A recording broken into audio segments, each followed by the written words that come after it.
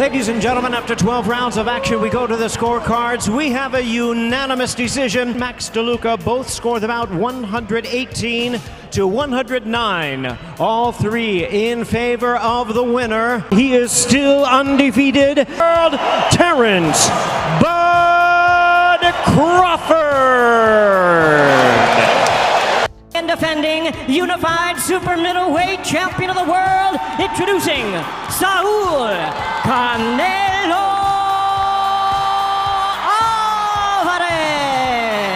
And the current undefeated WBO welterweight champion of the world, introducing Terrence Bud Crawford. Jab at power ang susi. Ito ang nakikita kong paraan sa kung paano nga ba matatalo ni Terrence Crawford si Canelo Alvarez sa kanila ngayong magiging laban. Ito po ay dahil sa kung inyo po kasing matatandaan ay ang matatalim at mga madidiin na jab ang talaga pong nagpapahirap ng gusto kay Canelo.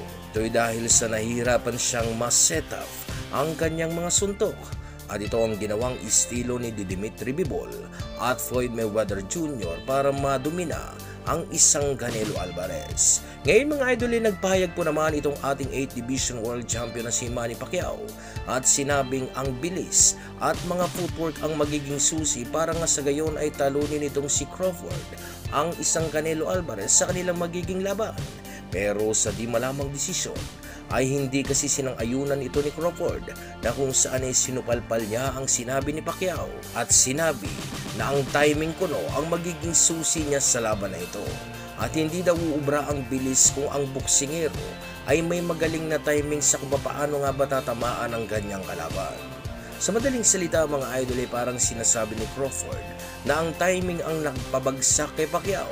Ngayon isusubukan ko pong ipaliwanag ito mga idol kung ang timing po kasi ang magiging batayan ni Crawford para talunin itong si Canelo ay ang ibig sabihin po lamang yan mga idol ay talaga namang makikipagsabayan itong si Crawford sa harapan ni Canelo Alvarez para maipatama ang kanyang suntok. Alam naman natin na may katibayan din talaga itong si Canelo Alvarez dito sa pagtanggap ng mga madidiing suntok. At ang gusto ni Canelo ay ang makipagsabayan talaga ang kanyang mga kalaban. Kung atin po kasing sisilipin ang mga estilo ng mga boksingerong nakatalo kay Canelo Alvarez ay ang footwork at bilis ng mga suntok ang talaga namang nakatalo kay Canelo. Ngayon mga idol, inaasahan po na magandang laban ang ating masasaksihan. Ito po ay dahil sa ang dalawang boksingerong ito po ay namamayagpag sa kanilang mga dibisyon. Kaya naman mga idol ay masasabi natin na wala pong makapagsasabi sa kung ano nga ba ang kalalabasan ng laban na ito. Pero kung atin po kasing sisilipin sa kung sino ba talaga ang yamado sa laban ng dalawang ito, ay masasabi ko po mga idol na bahagyang nakalalamang itong si Canelo Alvarez. Bakit kanyo? Dahil sa kaya kasing tumanggap ng mabigat na suntok nitong si Canelo, na kung saan natatagalan nito ang suntok ng mga boksingero na nagmula sa light heavyweight division. At natagalan din po nitong si Canelo Alvarez ang makipagbunuan sa tinatawag na halimaw noon sa middleweight division na si Gennady Triple G Golovkin. Pero hindi din naman po kasi natin inaalis ang malaking posibilidad na baguhin ni Crawford ang naitatala sa laban dahil sa hindi din naman kasi pipitsugin na boksingero at kampiyon lamang itong si Crawford. Ito ay dahil sa siya lang naman ang kauna-unahang naging isang ganap na 2-division undisputed world champion dito sa 4 na pinagsasamang mga titulo. Ngayon po mga idol, ano sa tingin nyo? Kaya ni Crawford pabagsakin itong si Canelo Alvarez? I-comment nyo na po ang inyong magiging komento mga idol para sa gayon ay atin yung mapag-usapan dito sa ating comment section. At bago po natin masaksihan ang laban ni Crawford at Canelo, ay ihahain ko muna po sa inyo ang 3 sa mga naging hagdan na laban ni Canelo Alvarez para hubugin ang ganyang kakayahan. Unahin na po natin ang laban nito sa kapwa undefeated na si Gabriel Martinez na mayroong kartada na 17 panalo walang talo at may 12 na knockout dito sa kanyang 17 na ipanalo mga laban. Maganda ang laban na ito mga idol dahil sa dito po kasi nasubok ang katatagan ni Canelo Alvarez.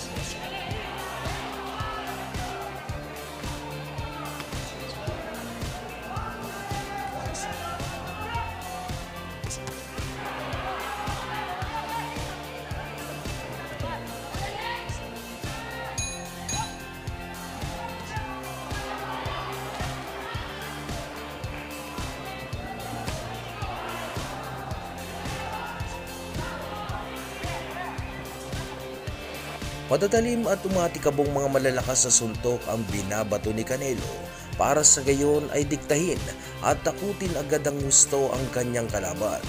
Halimaw na Canelo Alvarez ang nagpapakilala dito sa harapan ng kanilang mga kababayan na kung saan ay parabang gusto nitong kainin ng buo ang kanyang kalaban.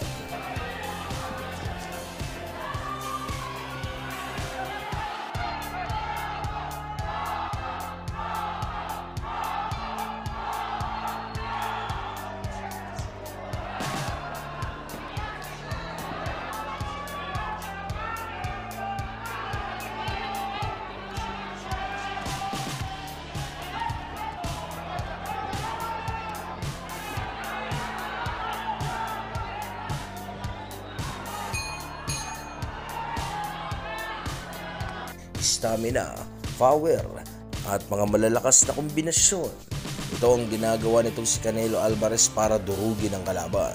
Sa laban na ito ay makikita ang layo at ang agwat ng kakayahan ni Canelo dito sa kanyang kalaban. Hindi din binibigyan ng tsansa ni Canelo na makakuha pa ng round ang kanyang kalaban. Ito po ay dahil sa matitinding pressure po talaga ang ginagawa ni Canelo para durugin ng husto si Martinez.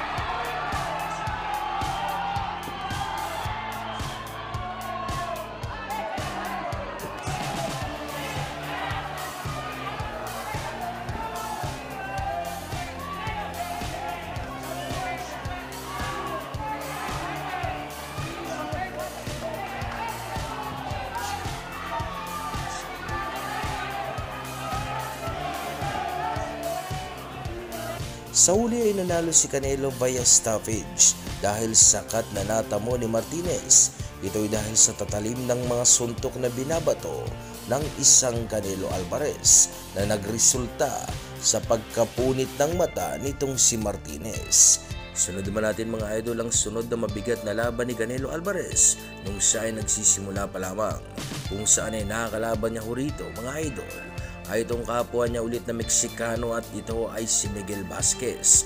At katulad din po ng nauna ay dalubyo din ang sinapit ni Vasquez sa malalakas na kombinasyon nitong si Canelo Alvarez na talaga namang pumuipinsala sa tuwing ito'y lumalapat sa katawan ng kalaban.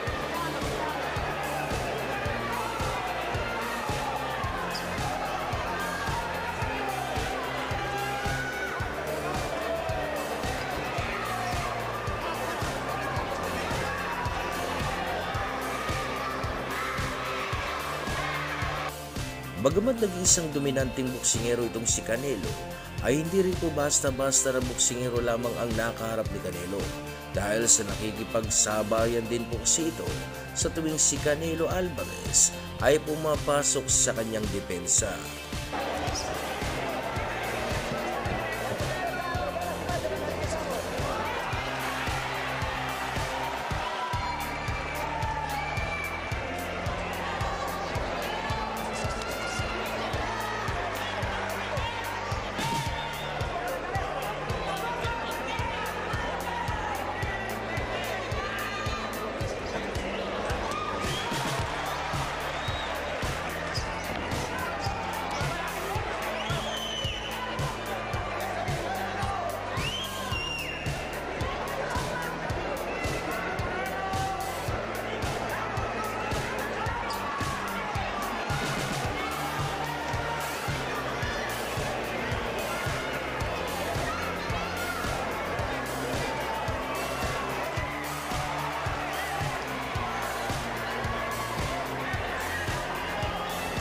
Makikita po rito ang pagiging makisig na boksingero ni Canelo at ang lakas ng mga suntok nito na talaga namang nagbibigay pinsala kay Vasquez.